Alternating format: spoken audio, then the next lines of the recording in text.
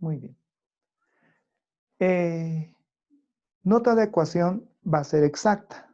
Decíamos ayer, si no cumple la condición de Euler, lo que tenemos que hacer es buscar un factor integrante.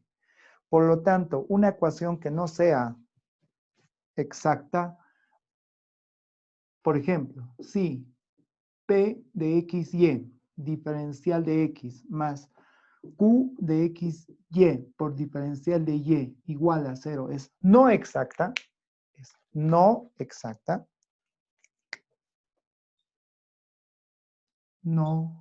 exacta, ¿sí? Esto sobresale, ¿no? No exacta.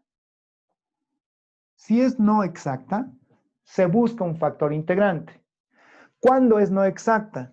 Cuando la derivada parcial de P respecto de Y es distinto a la derivada parcial de Q respecto de X. ¿Correcto? En ese caso decimos que es no exacta. Buscamos un factor integrante. ¿De acuerdo? Ahora, ese factor integrante va a depender de X y inicialmente, pero presenta tres casos. O puede depender solo de X, solo de Y o de XY. En este caso, cuando decimos de XY depende de Z. Tres casos. Por lo tanto, en la ecuación que no es exacta, buscamos un factor integrante. Si esta ecuación 1 es no exacta, entonces se busca un factor integrante. Se busca un factor de integración, también llamado factor integrante. Factor de integración. ¿Ya? Un factor de integración. Ahora, ¿cuál es ese factor de integración? Mu igual a mu de x, y. Así, que depende de x, y. Que multiplicando la ecuación 1, la convierta en exacta. ¿Ya? Este factor integrante multiplicamos a la ecuación 1. Así la ecuación multiplican a la ecuación 1. Y tendríamos mu de x, y por P de x, y diferencial de x más mu de x, y por Q de x, y diferencial de y igual a 0. Entre comillas, ¿qué hace el factor integrante? Esta ecuación 2 ya es exacta. Automáticamente. Cuando identifican al factor integrante o factor de integración, automáticamente ya es una ecuación diferencial exacta. Por lo tanto, a este factor le llamamos m y a este segundo factor lo llamamos n. Obviamente que dependen de x y y. ¿Listo? Como la ecuación 2 ya es exacta, entonces acá indicamos que la derivada parcial de m respecto de y va a ser igual a la derivada parcial de n respecto de x. ¿Listo? Ya está.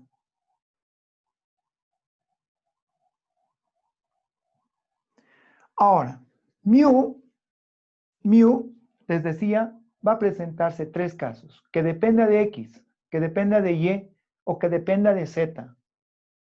¿Listo? Nuevamente, a partir de esta ecuación 2, que es exacta, y a partir de la condición de Euler, vamos a demostrar o se va a demostrar tres casos principales. ¿Cuál es el primer caso? Con la ecuación 2 y la condición de Euler, se nos va a presentar, les decía, tres casos. El caso número 1. El caso 1, cuando mu sea función solo de x. Cuando mu sea solo función de x. ¿Cómo vamos a hallar ese factor de integración? Con e elevado a la f de x diferencial de x. Ese factor de integración que solo dependa de x, lo hallan con esta integración y exponencial.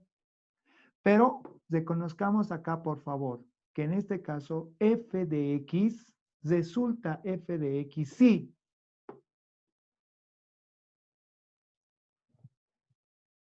La derivada de p, miren, la derivada de p respecto de y menos q respecto de x dividido entre q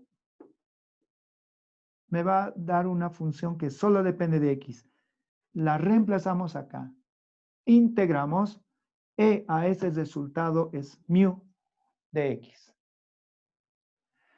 ¿Cuál va a ser el caso 2?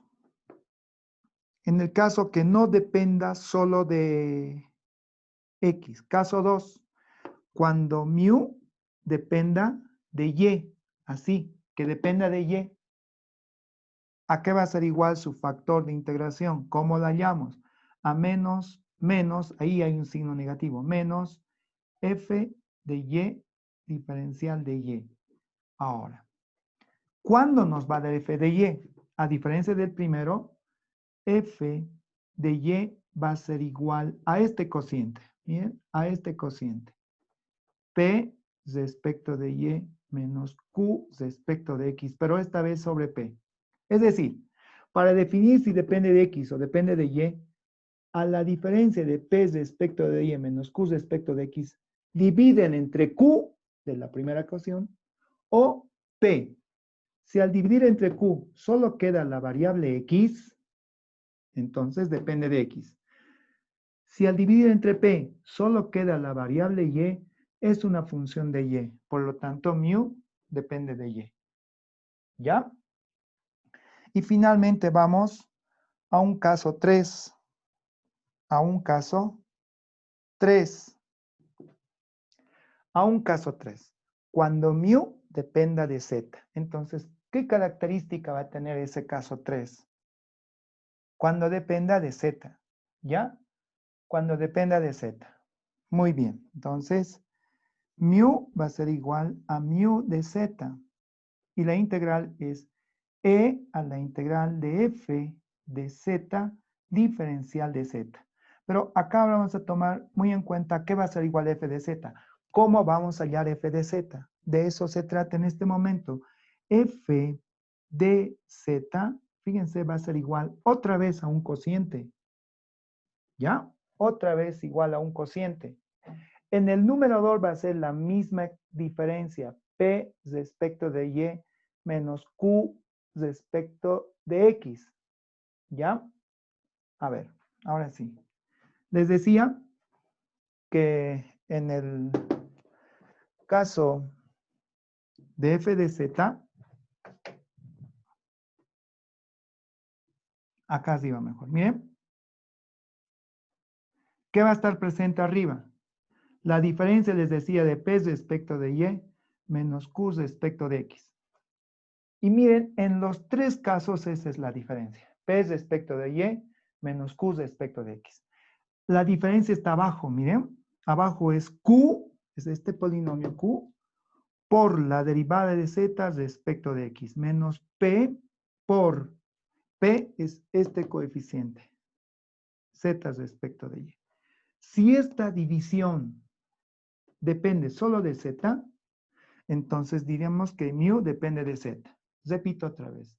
Si toda esta cociente depende solo de y, indicamos que mu depende de y. Y finalmente el principio, si esa diferencia entre q solo depende de x, diríamos que depende solo de x. ¿De acuerdo? Esos serían los tres casos con los cuales vamos a operar esta tarde. Y obviamente no son los únicos tres casos, por favor. No son los únicos tres casos. ¿Ya? Pero inicialmente analizamos esos tres. ¿Cómo se demuestra esos tres casos? A partir de la ecuación 2 y cumpliendo la condición de Euler. ¿Estamos de acuerdo? ¿De acuerdo, jóvenes? Hay tres casos. ¿Estamos de acuerdo, jóvenes?